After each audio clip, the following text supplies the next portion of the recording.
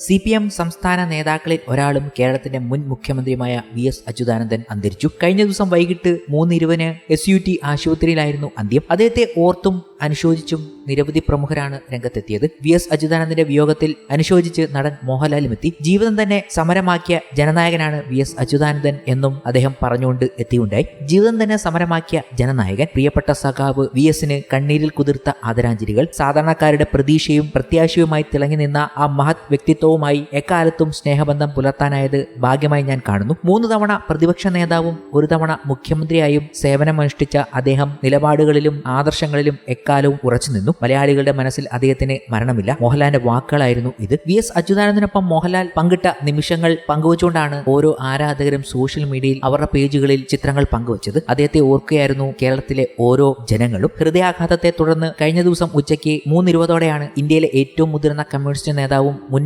മുഖ്യമന്ത്രിയുമായ VS അച്യുതാനന്ദൻ മരിച്ചത്. Thiruvananthapuram SUT ആശുപത്രിയിലെ തീവ്ര പരിചരണ വിഭാഗത്തിൽ പ്രവേശിപ്പിച്ച VSന് പിന്നീട് സാധാരണ നിലയിലേക്ക് തിരിച്ചു വരാൻ സാധിച്ചിരുന്നില്ല. വെന്റിലേറ്ററിന്റെ സഹായത്തോടെ VSന്റെ ചികിത്സ തുടരുന്നതിനിടെയായിരുന്നു അന്ത്യം. മരിക്കുമ്പോൾ 101 വയസ്സായിരുന്നു VS അച്യുതാനന്ദന്റെ പ്രായം.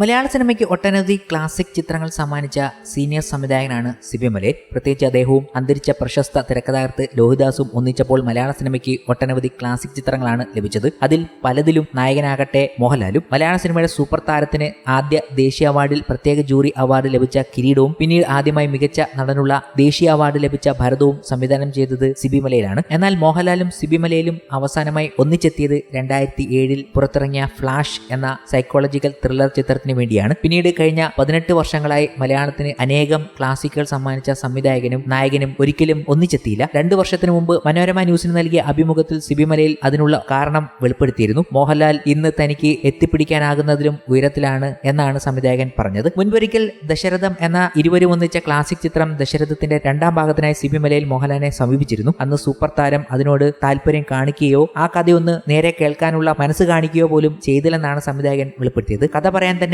ഒരുപാട് കഷ്ടപ്പെട്ടുവെന്നും പിന്നീട് ഹൈദരാബാദിൽ മോഹൻലാലിനെ കാണാൻ നേരിട്ട് ചെന്നപ്പോൾ സംസാരിക്കാൻ അരമണിക്കൂറാണ് അനുവദിച്ചതെന്നും സിബി മലയിൽ പറഞ്ഞിരുന്നു. തന്റെ കരിയറിലെ ഏറ്റവും വലിയ നഷ്ടമാണ് ആ പ്രോജക്റ്റ് എന്നും അദ്ദേഹം കൂട്ടിച്ചേർത്തു. അദ്ദേഹത്തിന്റെ കാഴ്ചപ്പാടുകളിൽ ഒക്കെ വന്ന മാറ്റങ്ങളായിരിക്കാം ഇനി ദശരഥം 2 സംഭവിക്കില്ല. 2016 ഹൈദരാബാദിൽ പോയിട്ടാണ് അദ്ദേഹത്തോട് ഞാൻ കഥ പറഞ്ഞത്. എനിക്ക് എത്തിപ്പിടിക്കാൻ പറ്റാത്ത അവസ്ഥയിലാണ് ഇവരൊക്കെ എത്തിപ്പെടുന്നു എന്നതിന്റെ സങ്കടം കൂടിയുണ്ട്. ഒരുപാട് കടമ്പകൾ കടക്കേണ്ടിയിരിക്കുന്നു ഇവർക്ക് അരികിലേക്ക് എത്താൻ. അതിൽ എനിക്ക് താല്പര്യമില്ല. ഹൈദരാബാദിൽ പോയത് തന്നെ ഒരു കടമ്പ കടക്കൽ ആയിരുന്നു. അരമണിക്കൂറാണ് എനിക്ക് അവിടെ കിട്ടിയത്. കഥ പറഞ്ഞു. അദ്ദേഹം ഒരു മറുപടിയും പറഞ്ഞില്ല. അപ്പോൾ ഞാൻ പറഞ്ഞു എഴുതിയിട്ട് വായിച്ചാൽ മതിയെന്ന്. അങ്ങനെ 6 മാസം എടുത്ത് ആ തിരക്കഥ പൂർത്തിയാക്കി. പക്ഷേ ആ തിരക്കഥ വായിച്ച് കേൾപ്പിക്കാനുള്ള അവസരം എനിക്ക് നിഷേധിക്കപ്പെട്ടു. പലരും ഈ കഥ കേട്ടവരും ഇത് നിർമ്മിക്കാൻ ആഗ്രഹിച്ചവരും ഒക്കെ പല ഘട്ടങ്ങളിൽ അദ്ദേഹത്തോട് സംസാരിക്കാൻ ശ്രമിച്ചിരുന്നു എന്നാണ് ഞാൻ അറിഞ്ഞത്. അപ്പോഴൊക്കെ മോഹൻലാൽ പല കാരണങ്ങൾ പറഞ്ഞ് ഒഴിഞ്ഞുമാറി. ഇനി അങ്ങോട്ട് ഒരു സമ്മർദ്ദം എടുക്കാനുള്ള കാലവും പ്രായവും ഒക്കെ കഴിഞ്ഞു.